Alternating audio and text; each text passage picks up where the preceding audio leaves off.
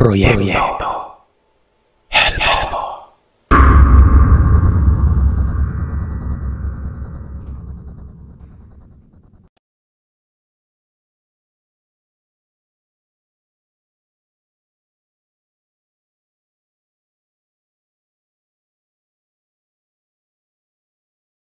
Mapagpalang araw sa inyo, Sir Seth. Tawagin niyo na lamang po ako sa pangalang Andrew. Magka-40 na. At ang karanasan na ito ay nangyari mahigit 20 taon na ang nakakalipas. Noong mga panahon na ito, nauso na mga text-text na yan. Nasa kolehiyo ako noon. Mga basic phone pa lamang ang uso. Mga group text, group messages, clan, textmates. Sa mga nakaabot pa ng mga basic phones, alam niyo ang mga sinasabi ko. Isang araw ay nakatanggap ako ng text galing sa isang babaeng tawagin na lamang natin sa pangalang Lucina. O diba, pangalan pa lang, parang aswang na. Hindi ko alam kung paano nakuha ni Lucina ang number ko pero nang sabihin niyang taga-kabilang bayan lamang siya. Siyempre natuwa ako. Kinilig. Lagi akong nagpupuyat. Lagi ding nagpapaload para lamang makausap ito. Kapag wala ang mga magulang ko sa gabi ay nagkakaroon ako ng pagkakataon na makatawag at makausap si Lucina ng patago. Strikto po kasi ang mga magulang noong mga panahon na yon. Tsaka siyempre nagpupuyat din ako, sir. Tapos papasok pa ng maaga. Sa madaling salita ay kinapuyatan ko na ang pakikipag-usap kay Lucina. Ewan ko ba, ito din ang weirdo sa babaeng ito. Hihintayin ko pa talagang sumapit ang mga pasado 5:00 ng hapon bago ito magte-text. Hanggang sa magdamagan na yung usapan namin yan. Kapag umaga naman, kahit good morning wala. Doon umiikot ang ugnayan naming dalawa. Hanggang sa isang araw, nagyaya ito. Kaarawan umano ng lola niya. Wala daw siyang ibang bisita, kundi ako lang. Ako naman tuwang-tuwa. Kaya naman noong araw na yun ay nag-ayos talaga ako. Nagkita kami ni Lucina sa may bayan. Napakaganda niya. As in typical na yung tipo mong babae. Yung tipong unang tingin ko palang mukha na siyang mabango. Nabuhay ang pagkatao ko sa kanya. As in literal. Papanong ang babaeng ito ay wala pang kanobyo-nobyo. Baka kung sakali, di ba? Ako yung maka-jackpot dito. Aasawahin ko na to kaagad, Sir Seth. Namasyal pa kami ng konti sa bayan. Sa kadahilan ng 5:00 pa umano ng hapon ng selebrasyon. Malakas ang kabog ng dibdib ko kasi nagpapakita talaga ng motibo si Lucina. As in, aakbay, hahawak sa braso. Ilalagay niya ang ulo niya sa balikat ko. Wala kaming ginawa sa bayan noon kundi maglakad-lakad. Nagutom pa ako noon gawa ng hindi ako nananghalian. Akala ko kasi, diretso na kami sa bahay nila. Niyaya ko siyang kumain pero ayaw niya. At nung mag-4 na nga ay sumakay na kami ng tricycle noon. Bumaba sa main road. Saka pumasok sa barangay na parang napakaliit ng kalsada. Yung parang lakaran lang ng mga tao. Sabi ni Lucina, sa likod daw kami na bahagi dumaan. Sa kadahilan ng mas malapit ito sa bahay nila. Kesa sa pasukan kami ng barangay dadaan nun, kailangan pa umano naming maglakad at tumawid sa ilog. Habang naglalakad, napansin ko na bakit parang ilang minuto lamang kaming naglalakad pero yung tipong ang bilis magdilim, tsaka ang bilis kong mapagod. Kung hindi lamang hawak-hawak ni Lucina ang kamay ko, baka umatras na ako nun. So ito na nga. Totoo pala talaga ang sinasabi nila na makakaamoy ka ng masangsang na amoy bago ang sakuna nun. Nung una, akala ko talaga ay may patay lang na hayop na nangangamoy doon sa may lugar na yun, pero napansin ko na, mas lalong humigpit yung pagkakakapit sa akin ni Lucina. Sabi ko, jackpot. Pero pagkarating namin sa may bandang maisan na na-harvest na, bigla na lamang nagsibagsakan ng mga natitirang mga puno. As in yumuko lahat mula sa dulo na akala mo ay merong malaking bagay na gumugulong nun. Lalong bumaho ang paligid at walang ano-ano ay tumalon bigla ang, alam niyo na, gaya ng mga kwentong aswang nyo. Aso. Malaking asong nangangamoy galis.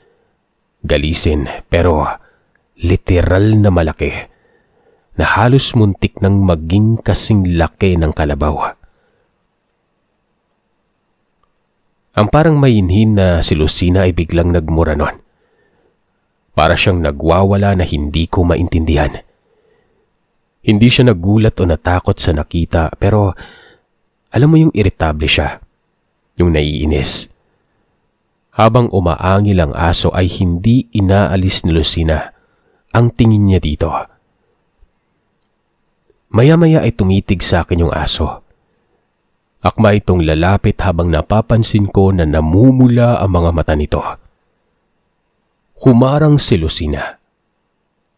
Lucina! Umalis ka dyan! Baka makagat ka! Ang laking asong baliw yan, oh! Mukhang may rabies! Nang akma ko nang hawakan si Lucina para sana hatakin siya na umalis na, bigla niyang kinabig ang kamay ko. Nag-iba ang ugali niya. Para bang napakatapang. Maski ako ay nagulat sa inasta niya nun. Hindi na ako nakapagsalita dahil humarap ito sa akin ng naiinis. Sabi niya, tumakbo na umano ako. Tumakbo na kami. Hahatakin ko na sana siya ulit pero bigla niya akong tinulak. Dahilan para tumakbo na ako. Nung una, naririnig ko pa ang mga yapak ni Lucina pero noong lumiko na ako at lumingon para tingnan siya, nawala na lamang ito bigla. Nung akmang babalikan ko na si Lucina, hindi ko alam pero biglang lumitaw yung asong nagpakita sa akin kanina lang. Hindi ako sigurado kung paano ito lumabas sa pinakaharapan ko nun. Ni hindi ko ito nakita na dumaan sa kanan, sa kaliwa, sa taas o sa baba. Pero ayun nga, lumitaw na lamang siya. Grabe yung alingasaw nito. Sabi ko, katapusan ko na ata nun. Pag ako kinagat, matik rabies na talagang abutin ko. Nagpatuloy lamang siya sa pagsunod sa akin hanggang sa noong makalabas na ako sa kalsada. Tumayo lamang ito doon sa pinanggalingan ko. Nang may makita akong tricycle ay agad akong pumara. Nung una ay nag-alangan pa ito. Nilagpasan ako pero huminto ito sa may bandang unahan. Lumingalinga at pagkatapos ay sinigawan ako ng, "Hindi ka taga rito, no? Anong ginagawa mo dito? Halika na!" Lumingon ako sa pinanggalingan ko sa loob ng mga damuhan. Wala na ang malaking asong mukhang may rabies nun. Dali-dali akong tumakbo papunta sa tricycle. At pagkatapos kong sumakay, humarurot na lamang ito bigla. As in halos lumipad na kami nun. Nung nakalabas na kami sa medyo sabihin nating may mga bahay na, dito na medyo binagal ng tricycle driver yung takbo ng motor at tinanong ulit ako kung ano ang ginagawa ko sa lugar na yon. Kinuwento ko naman sa kanya ang tungkol dito, pati na ang nangyari. Ayon sa kanya, dapat ay hindi ako naroroon. Ang baryo na yon ay nahahati umano sa dalawa. Ang parte kung saan tao ang mga nakatira, kung saan lahat yon ay nakatira sa bukana ng barangay. At ang kalahati ay ang mga nakatira sa likurang may kanilang sariling pamayanan. Mga pinagchichismisan umanong may lahing aswang. Malalaman mo lamang umano ang pinagkaiba ng dalawa. Depende sa kung saan sila dadaan. Sa likod ba o sa harapan ng baryo? Gawa ng ako, sa talambuhay ko hindi pa ako nakakarinig ng totoong pangyayari sa mga aswang.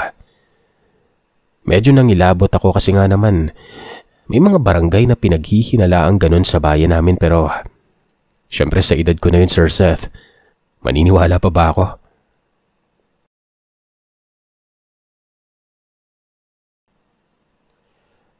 Pagkarating ko sa bayan, nakatanggap ako ng text mula kay Lucina.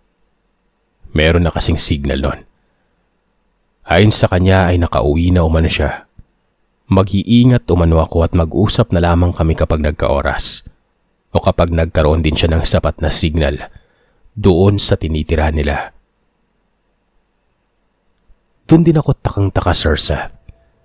Paano siya nakakapag-text kapag nung naroroon kami parang hindi ko talaga mahagilap ang kahit na saang signal doon sa parte ng nilalakaran namin.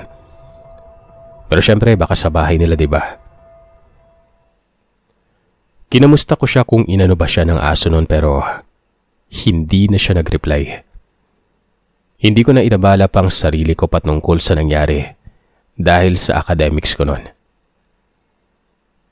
Makalipas ang ilang araw ay nakatanggap naman ako ng text mula kay Lucina. Ewan ko ba, para bang bigla na lamang akong nakaramdam ng pagkakamiss noon. Alam mo yung maaalala mo na naman yung ganda niya. Yung kapag hindi mo sinubukan, baka sayang. Alam ko, iisipin ng ibang listener na puro lamang panlabas na kaanyuan ang gusto ko. Yung tatay ko kasi, Sir Seth, pinalaki ako na sabi dahil daw hindi kami kagwapuhan, dapat maganap ako ng magpapaganda ng lahi namin.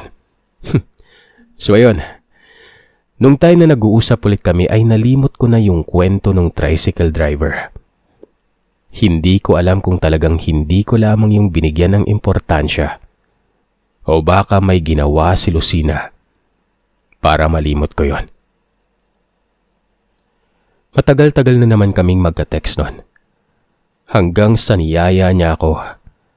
Pero sa pagkakataon na ito ay hindi na doon sa barangay nila. Kaya naman naging kumpiyansa ako nun. Doon kami nagkita sa kabilang bayan sa palengke. Nagpedicab kami papunta sa isang sapa na malapit din sa dagat at palayan. May mga luma-lumang mga kamalig o cottage doon. Doon lang kami. Siyempre ako konserbatibo. Para mabilis ang kwento ay biglang nagtanggal ng pantaas si Lucina. Nakasando na lamang ito. Ewan ko kung inaakit niya ako o ano, pero matapos niyang makalapit sa akin ay meron itong binulong. Pagkatapos ay para bang lumabo na lamang ang paningin ko at bumigat ang talukap ng mga mata ko. Malaman-laman ko ay naglalakad na ako noon. Hindi ko na alam kung saan papunta, pero noong nakabalik na ako sa ulirat, andun na kami mismo sa harapan ng isang bahay. Nasaan na tayo, Lucina? Nagmaang-maangan pa si Lucina nang sabihin sa akin na, Akala ko pupunta tayo sa bahay ng tiyahin ko at tiyuhin ko na malapit dito. Para bang naalala ko na hindi ang sinabi niya na ito, Sir Seth. Literal na nahipnotismo talaga ako noon. Pumasok kami. Pagkarating naman ay takang-taka ko kasi maraming handa. Prutas, gulay. Hindi naman yung tulad sa ibang kwento na mga karne-karne. Tapos yayang gawin na talagang ipinagpasalamat ko na lamang. Pero kumain lamang ako ng kumain. Parang wala ako sa wisyo na sumusunod sa kanya. Sigurado akong gulay ang kinakain ko noon. Dito ay unti-unti na para bang nagising ako. Hindi ko alam kung pampasama o pampaayos ng ulirat ang kinain ko, pero pakiramdam ko nalipasan lamang ako ng gutom noon. Maya-maya pa, pagkadighay ko, gising na yung diwa ko. Nakahawak na maigi sa akin si Lucina. Maraming tanong ang mga tiyuhin at tiyahin niya.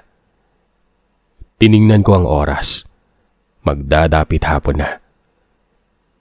Tinanong ko si Lucina kung hindi pa kami uuwi nun. Ang sagot niya, maya-maya na umano. Maghahapunan pa umano kami doon dahil kumatay umano ang kanyang tiyuhin ng masarap-masarap na mainit-init pa. Na ito na nga, karne. Kinapa ko ang cellphone ko para mag-text o i-update ang mga magulang ko kung nasaan niya ko noon. Walang signal. Hindi naman katakataka. May mga parte naman na ganun sa probinsya namin. Ibinulsa ko na lamang ang cellphone ko. Nagpatuloy pa kami sa pag-uusap noon. Hanggang sa walang ano-ano ay sinabihan ako ng tiyuhin niya na samahan umano siya. Kukuha umano kami ng karne sa likod ng bahay. Yung kinatay niya. Sumunod naman ako noon. Sa likod bahay nila ay naroroon ng maliit lang na parang kamalig o bahay-bahay na pagbukas mo. May mga nakasampay na mga karne. Bukod sa merong sariwang bagong katay lang, merong mga tapa na. Naitanong ko naman kung buti hindi nasisira ang ibang karne na sariwa pa, pero meron pa akong nahawakan na mainit-init pa nun. Sagot naman niya, hindi naman. Ginagawa naman umanong tapa o hindi kaya ginagamit na pinapain sa mga bayawak. Medyo malaki ang karne na binuhat namin pero mainit-init pa ito. Parang bago pa kahit na wala naman akong nakita o narinig na kinakatay kanina. Sa kalagitnaan ng pagbubuhat namin ng karne, meron akong narinig. Alam mo yung boses ng batang umiiyak. Napalingon ako sa pinanggagalingan ng iyak nun. Sa dulo ng taguan ng karne, may napansin ako na isang kumpol na mga sako na tila ba may gumagalaw doon. Parang hindi nagsisink in sa akin kung ano ang nangyayari sa kadahilan ng, di ba, dapat ang lahat ng nasa loob ng taguan patay na. Pero bakit may nakasako? Bakit may gumagalaw? Bakit may umiiyak? Hindi ko alam kung napansin ba ako ng tiyuhin ni Lucina, pero bigla na lamang akong tinapik at sinabing ilatag na namin sa lamesa ang karne para makakuha na ng parte na lulutuin nun. Nang ilatag sa lamesa, sabi ng tiyuhin, ako na ang humiwa sa bandang tiyan. Umalis ito, pabalik sa may taguan ng karne nun. Tamang-tama namang pagkabalik niya ay may nahiwa na ako. Ibinigay ko sa asawa niya at binalik na namin ang karne sa loob. Nagulat ako ng pagkapasok namin doon. Wala na yung mga sakong may laman sa dulo. Hindi ko alam kung saan yun, pero mabilis lang kami doon. Umalis na kami at agad-agad niyang sinarado ang pintuan. Wala naman akong naaamoy na malansa o ano na kahina-hinala, pero matapos kong makita yon ay hindi ako mapakali. Dahil sa pamilyar at alam ko naman ang lugar ay naisip ko na sana matext ko man lamang ang mga kakilala ko, kasi ang pagkakaalam ko, kapag ginabi pa kami doon ay mahihirapan na kaming makahanap ng masasakyan pa uwi. Sabi ko, lalabas muna ako. Maghahanap ng signal. Hindi naman nila ako pinigilan, Sir Seth. Kaya hindi din ako kinabahan, pero Yun nga, madilim na rin ang paligid nun. May ilaw naman sa labas ng bahay pero alam mo yung bulb na dilaw na mababa lamang yung watts. Ganon. Naglakad ako ng naglakad hanggang sa... Ayun, nagka-signal. Isang bar pero inunti-unti ko pa ang paglalakad hanggang mga ilang metro na ang layo ko sa bahay. Magte-text na ako noon, Sir Seth. Pero bigla na lamang akong nakaamoy ng pamilyar na hindi kaaya-ayang alingasaw nun. At bago pa man ako makariak, ilang patak ng mabahong likido ang dumampi sa bato ko. Naisip ko pa na, ano ba yun? Uulan ba? Pero ang baho ng likido na yun eh. Para akong binuhusan ng isang tabong dagta. Pagkatingala ko, alam kong madilim pero ang isa sa pagkakamaling nagawa ko ay itutok ang cellphone ko noon sa may itaas.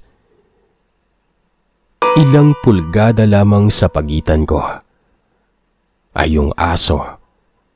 Yung asong kawangis nang nakita ko noong pupunta kami sana sa bahay nila Lucina. Napasigaw ako. As in tinodo ko yung sigaw para marinig ako nila Lucina noon. Sabay pa atras akong nagmamadaling makalapit sa bahay.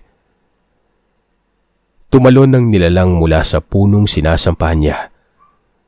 Nakita kong lumabas sila Lucina at sa gulat nito, siguro hindi niya man lang naisip na naroroon ako. Napasigaw ito habang nakatitig sa aso nun. Lolo! Ano ba? Napahinto ang lahat. Ako, yung nilalang, si Lucina, at ang kanyang tito at tita. Andrew! Halika! Pumasok ka sa bahay! Naglakas loob akong tumakbo papasok pero nagulat na lamang ako nang biglang tumalon sa pagitan ko at sa pagitan ng bahay na papasukan ko yung nilalang. Hindi makagalaw ang lahat. Noong humarap sa akin ang aso ay binangga niya ako na siyang ikinatalsik ko malayo sa bahay nun. Lumapit ng lumapit ang aso sa akin. Paulit-ulit na sumisigaw si Lucina na pumasok umano ako pero hindi ko talaga magawa. Nakaharang sa akin ang nilalang na yon. Tumayo ako, paatras, hanggang sa isang malakas na angil lang narinig ko. Dahilan para mapatakbo ako palayo nun. Narinig ko pang nagmumura ang tiyahin ni Lucina habang sinisigaw ang, Tatay! Takbo lamang ako ng takbo sa direksyong palabas doon. Nakikita ko pa rin ang nilalang na humahabol sa akin pero hindi niya ako naabutan. Para bang sinasadya niya. Parang nasa likuran ko lamang siya. Nang makalagpas na ako sa isang lote na may pabo, dun na ito huminto. Tumakbo ako ng tumakbo hanggang sa makarating ako sa maraming kabayan. At nang makakita ako ng isang tindahan na marami-rami pang tao, ay huminto akong humihingal nun. Tiningnan ko ang signal. Meron na. Tinext ko ang pinsan ko kung pwede ako magpasundo sa kanya. Nag-reply naman ito. Nagpwede ka ba ko papunta sa may waiting shed sa main road? Habang naghihintay sa pinsan ko, iniisip ko pa ang nangyari nun. Biglang may matandang tumabi sa akin. Lalaki. Tinanong niya ako kung pauwi na ako gawa ng gabi na. Tumango ako pero meron siyang mga salitang sinabi bago umalis. Iho, uli-uli, mag-iingat ka sa mga sasamahan mo. Kilalanin mong maigi bago ka sumama kung saan-saan. Buti at ligtas ka at may nagligtas sa'yo.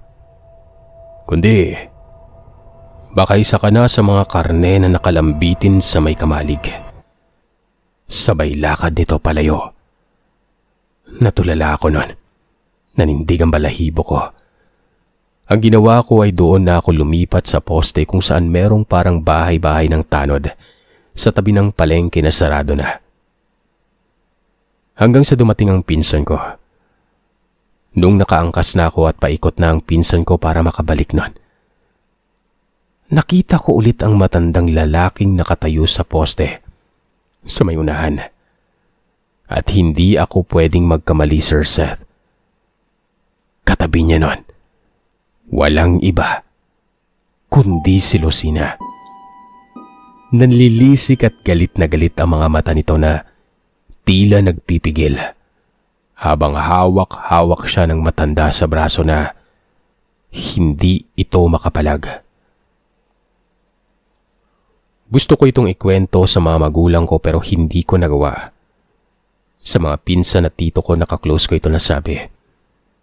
Tatawa-tawa pa ang tito ko pero ayon sa kanya, may mga barangay pa rin at angkan ng mga aswang na namumuhay sa panahon na yon. Maswerte umano ako dahil sa tingin niya, gustong gusto akong biktimahin ni Lucina kung yun talaga ang pangalan niya. At posibleng ang lolo nito ang nilalang na pumipigil sa kanila at nagligtas sa akin sa kapahamakan. Pero kahit ano pa man, mula noon ay hindi na ako masyadong nakikipag-textmate. At kung nagkataong meron man, hindi ko inabala ang sarili kong makipagkita. Lalong-lalo na kung hindi sa bayan. At dadalhin ako sa liblib na lugar.